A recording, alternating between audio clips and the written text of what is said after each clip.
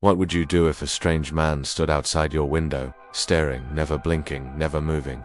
For Savannah and her brother, the terror began when their father gave only one warning: never look away. But ignoring that rule brought something far worse. Savannah hated chores. The summer air was hot, sticky, and heavy with the smell of rain. She and her brother Jim argued inside their suburban home in Ohio. Their dad had left strict instructions: mow the lawn, clean the house, and be ready before their mom arrived. But instead of helping, Jim teased Savannah, accusing her of acting just like their mom, bossy and dramatic. Their argument was cut short when the phone rang. It was their father. He sounded rushed, stuck in traffic, but calm. He reminded them again, make sure everything is ready before your mother comes home. Savannah rolled her eyes, but promised. As she hung up, she froze. Outside the living room window, a figure stood still against the gray evening sky. Her heart stuttered. At first she thought it was a neighbor, but then she saw him clearly, tall, wearing a filthy black suit and tie, and something horrifying covering his head.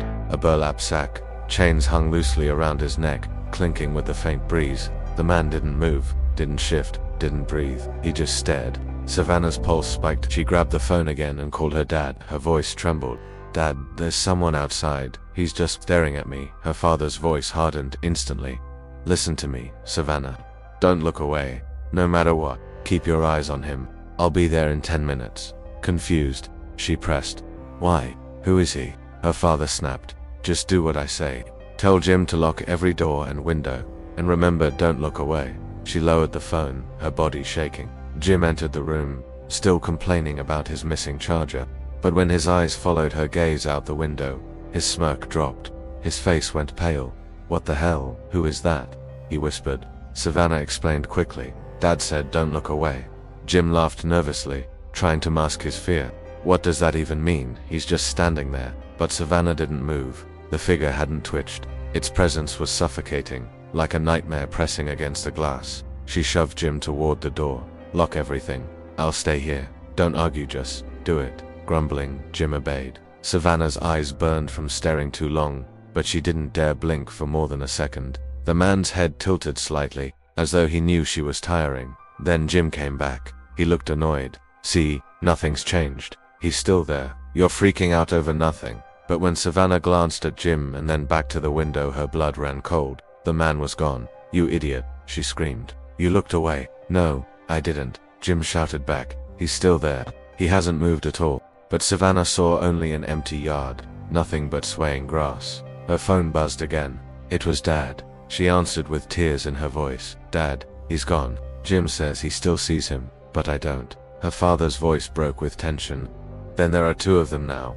Before she could respond, a loud crash echoed from the back of the house. Both siblings froze. Something heavy moved in the kitchen. Jim's voice cracked. "Savannah, if you don't see him, then where is he?" They backed into the hallway, clutching each other. The phone shook in Savannah's hand. Their father's voice came again, softer this time, almost guilty. "I should have told you sooner.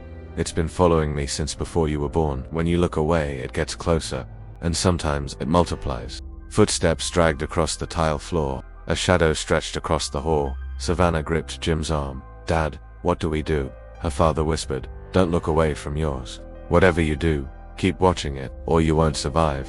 But it was too late. Jim gasped, pointing toward the living room. "Savannah," she turned. Two figures now stood inside the house, one by the window, one at the end of the hall, both motionless, both staring, and both waiting for the moment they blinked.